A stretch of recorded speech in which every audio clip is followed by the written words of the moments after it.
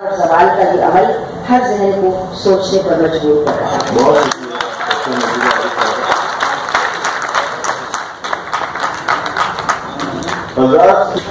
پاکستان میں بڑے اچھے اچھے افسانے لکھے گئے ہیں اور سماجی اور اصلاحی لحاظ سے بھی ہیں، جدیدیت بھی ہے اس میں، اور ساتھ میں اس میں وہ ایک جو چیز درائی ہوئی آئی کہ ہجرت کا جو عنصر شامل تھا وہ بھی آ گیا اس میں.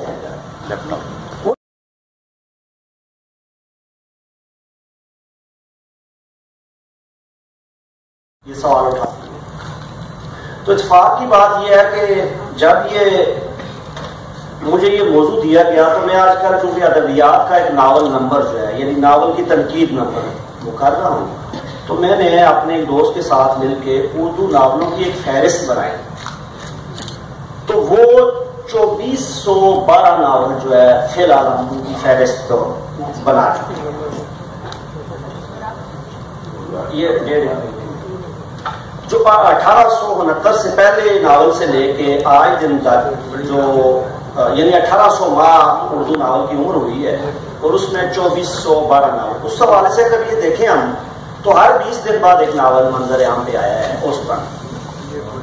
اس لیے ہمیں یہ تو کہنا کہ اگر ہر 20 دن بعد ایک ناول آتا رہا ہے یہ تو وہ ہے جو ہمارے پاس جو ہم نے جو ایک فہرست بنائی ہے اس سے کہیں زیادہ ہوگی. 70 تو ہماری رسائی نہیں تھی، تو ہم یہ کیسے کہہ سکتے ہیں کہ اچھا ایک اس کا جو سب سے بڑا جو میں سمجھتا ہوں کہ سب سے جو بڑا مسئلہ ہے وہ ہے ہمارے نظام تعلیم کا.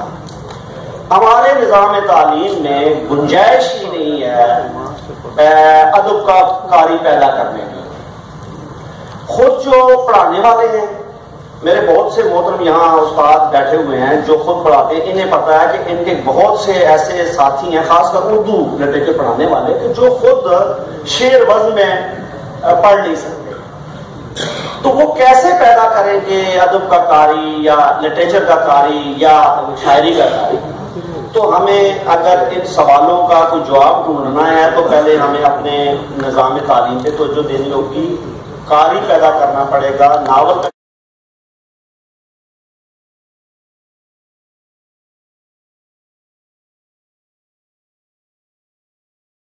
بانو قدسیہ نے ایک جگہ لکھا تھا کہ مجرم کو صرف نفرت کی نگاہ سے نہ دیکھو بلکہ اس کی ماں بن کر بھی سوچو کہ آخر ایک مجرم کی بھی ماں ہوتی ہے. مجرم بھی کسی کا بیٹا، بھائی اور باپ ہوتا ہے.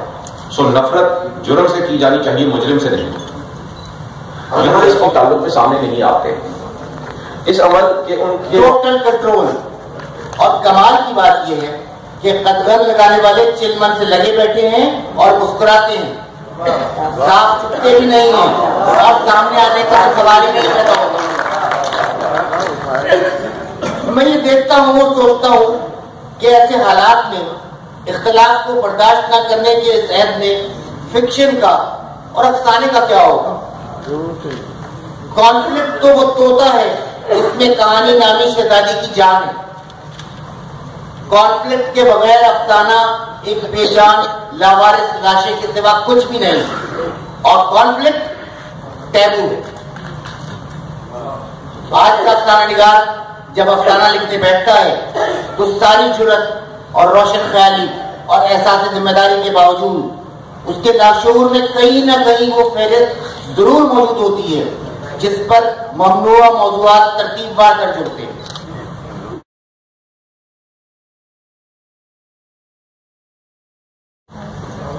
جدیدیت اور 20ویں صدی میں سماجی علوم کی حیران کن پیش رفت نے زندگی کو جدید شعور بخشا، رہن سہن بدلا، بڑے شہروں کی ہوا بدلی، سماج کا رنگ ڈھنگ بدلا تو ادب کے لیے موضوعات بدلے. موضوعات کے ساتھ ساتھ نئی اصناف بھی آئیں اور پرانی میں کچھ کا برید ہوئی. اس سارے عمل میں یہ پنچھی جدید موضوعات، اصناف اور جدید فنی لوازم کے پنجرے میں ایسا قید ہوا کہ پنجرہ آباد ہوا لیکن پنچھی اندر سے ختم ہوا.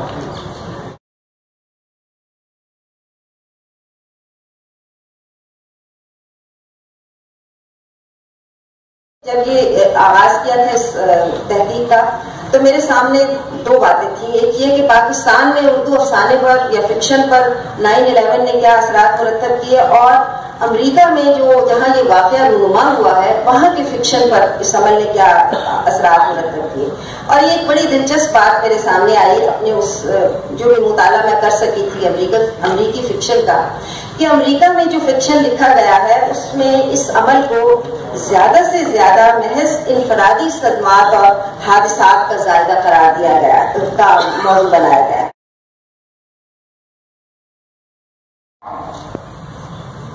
وہ جو سن 1942 میں شائع ہوا تھا، ترقی پسند افسانوں کی صنفی میں پہلی کتاب رہا ہے.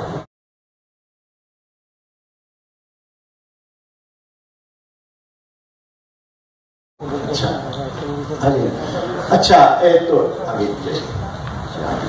تو ٹوکیو یونیورسٹی کو شعبہ ہندوستانی کے نام سے شعبہ اردو قائم ہوا تھا کوئی 115 سال پہلے، اور ہمارے اوساکا میں اگلے سال 100 سال کا جشن منایا جا رہا ہے شعبہ.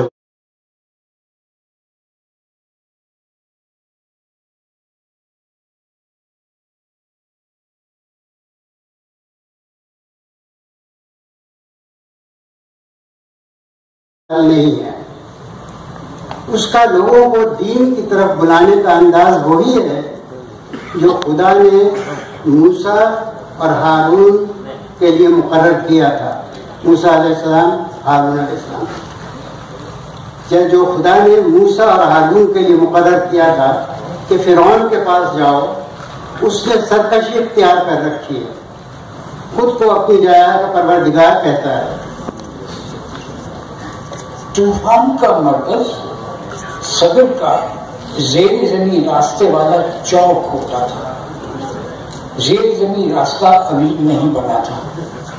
یہی کارنر پر جہاں گھڑیوں کی، فوٹوگرافی کی بہت سی ولگر دکانیں ہیں، 30-32 سیڑھیاں چڑھ کے ماؤنٹ اولمپس واقع تھا.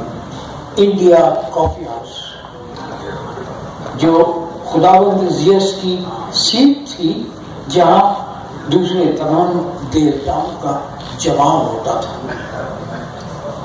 اس وقت تک طے نہیں ہوا تھا کہ خداوند زیوس کون ہے. دوسرے سبھی دیوتا طے شدہ تھے.